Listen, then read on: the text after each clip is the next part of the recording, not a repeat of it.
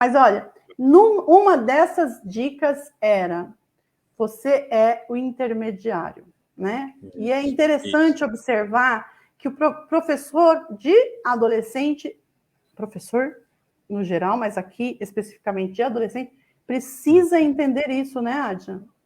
Sim, sim. A gente vai sempre tratar de algumas formas diferentes, né? A gente tem o professor do adolescente, como mesmo eu ia falar mini brack, mas na parte infantil do mini brack, a gente tem o líder e a gente tem o professor. Os dois estão trabalhando juntos, mas é claro que em algumas igrejas, como na maioria, né, sempre o líder ele acaba sendo também o professor, né? Mas ele é sim, de fato, essa figura intermediadora, e não intermediadora no sentido literal, mas como alguém que vai caminhar ao lado para conectar esse adolescente com Deus. Então, eu nunca quis trabalhar, por exemplo, com adolescente, nunca pensei que eu seria alguém que o adolescente ia dizer, ora por mim, e aí eu vou lá e oro, e a gente espera as coisas darem certo. Eu dizia, não, nós vamos orar juntos. Né? Mas eu não sei orar. Ok, então você vai orar do jeito que você sabe, dentro daquilo que eu puder te ajudar, vou te ajudar, mas eu tô aqui para ser o teu ajudador, e não para ser o teu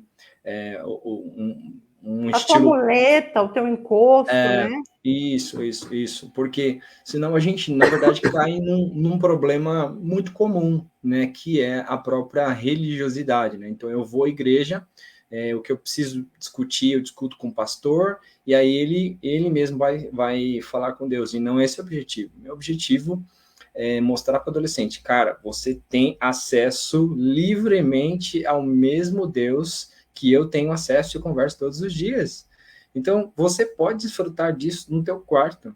E quanto mais você for aberto nesse sentido com o adolescente, mais ele da mesma intensidade como ele tem para fazer as coisas da vida dele, ele vai ser intenso com Deus, cara. Até o momento em que você, como líder, como professor, vai começar a ser surpreendido por aquilo que eles estão experimentando em Deus.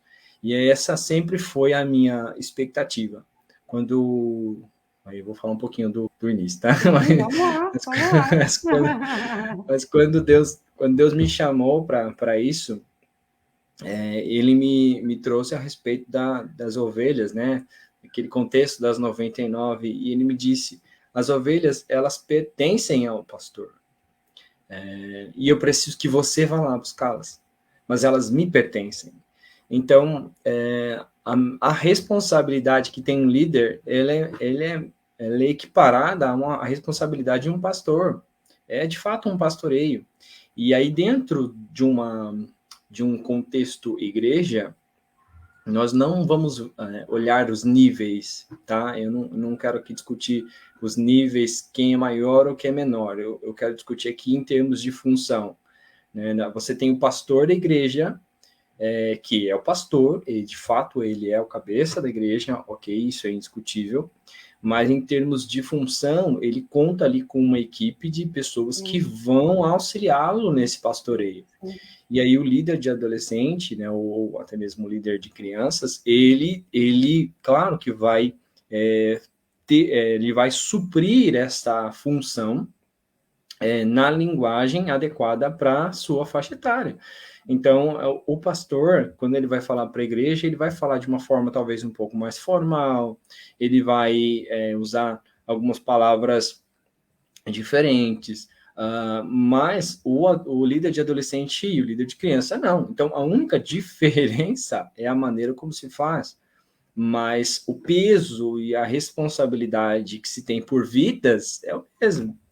Eu até chego a dizer, e arrisco a dizer, que para nós, líderes de crianças e de adolescentes, é mais frustrante do que para um líder de adultos, porque você vai ser professor de uma criança ali no máximo, se você acompanhar toda a faixa etária, até os 12 anos. Sim. De adolescente é pior ainda, porque você pega dos 12 aos 15 ou talvez aos 16, a né? gente Que é o está que a Mini Brack falando, hoje tem. a gente está falando de Mini Brack, sugestão, né? Porque existe a realidade da igreja. Sim, A faixa etária, adolescência, ela tem várias fases da adolescência, né? Então, nós compreendemos que a partir dos 12, a partir dos 11, tem a pré-adolescência, 11, 12, 13, 14, já começa o que a gente chama de adolescência propriamente dita. E são fases da adolescência que é bem complexo, e tomara que nós consigamos, em uma live, falar de todas essas fases. Mas é interessante a observação do Adrian, que a gente tem aí, a partir dos 12 até os 15 anos, que é a concepção que a gente tem lá em Itaquera, no caso, né? 15 anos passa para Jubrac. A gente tem o quê? 3 anos de ministério. Alguém teve 3 anos de ministério que impactou o mundo, quer dizer, dá para fazer, dá para trabalhar, né? Aliás, falando como liderança de adolescente, é sempre a expectativa que o pai e a mãe têm em relação ao líder, né? Olha, toma aí o meu filho de 12, 13, 14 anos e você tem que fazer alguma coisa em 3 anos. Né? Mas, assim, voltando, né, na ideia, né?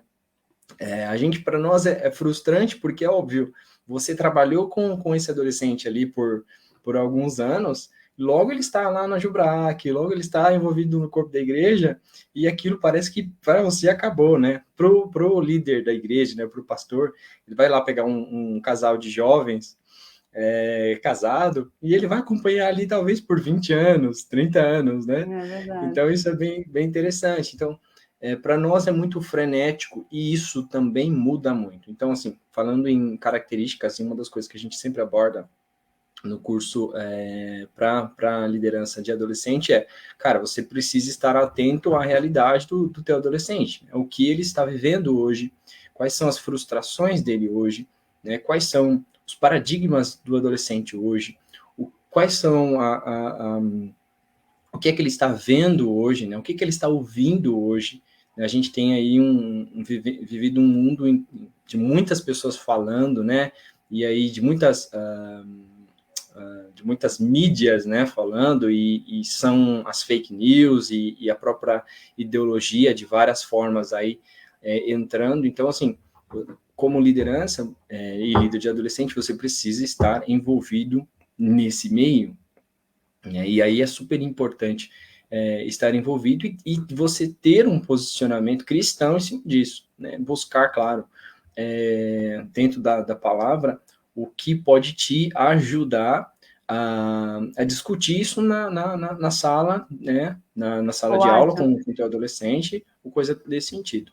Adrian, eu estou pensando aqui, a gente se deparou várias vezes com isso nos treinamentos que a gente ia dar, né?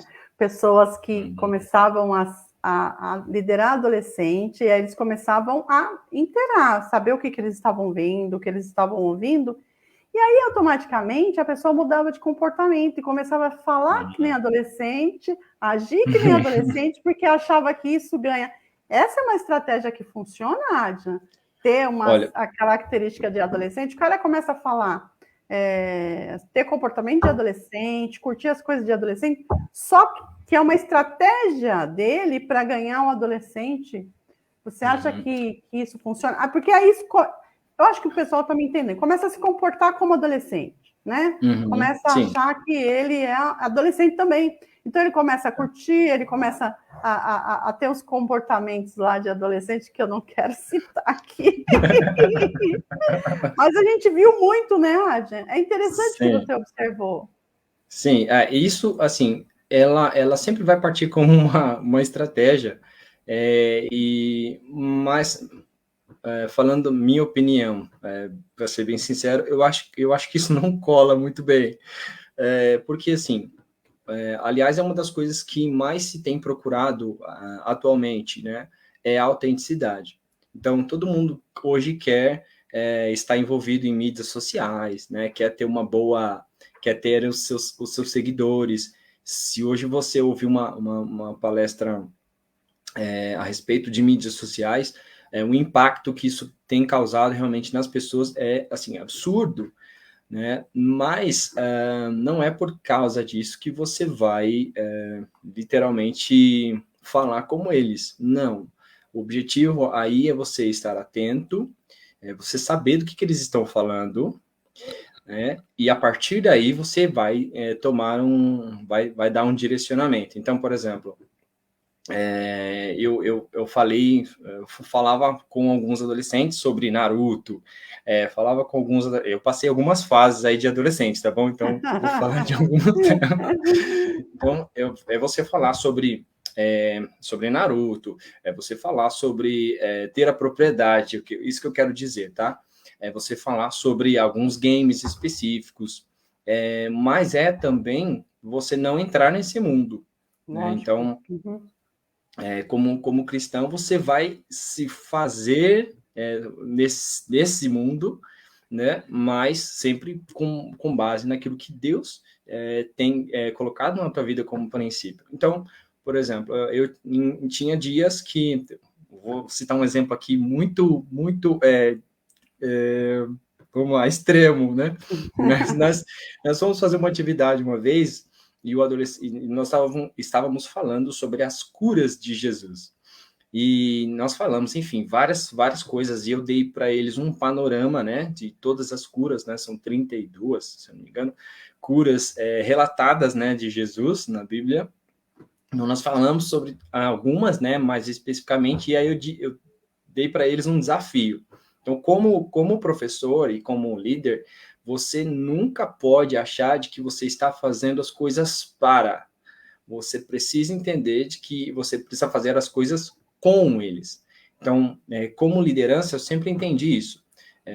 Eu vou dar um direcionamento. A partir desse direcionamento, aí eu vou dizer para eles, agora, sua vez.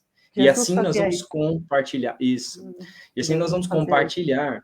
Com isso, nós estamos fazendo duas coisas muito importantes. Primeiro, estamos reafirmando aquilo que foi ensinado. E segundo, nós estamos tirando aquilo que não é bíblico e aquilo que não aquilo que não era para ser entendido. Então, eu estou falando uma coisa para você e eu posso estar achando que você está entendendo o que eu estou falando. Você não está entendendo, aliás, você está achando uma outra coisa que não tem nada a ver. Então, se eu tenho esse momento de sala em que eu dei o direcionamento, a partir disso eu falo, agora é a sua vez, eu tenho a oportunidade de dizer, vamos corrigir. Vamos então, corrigir não foi aqui, exatamente. Aqui, exato.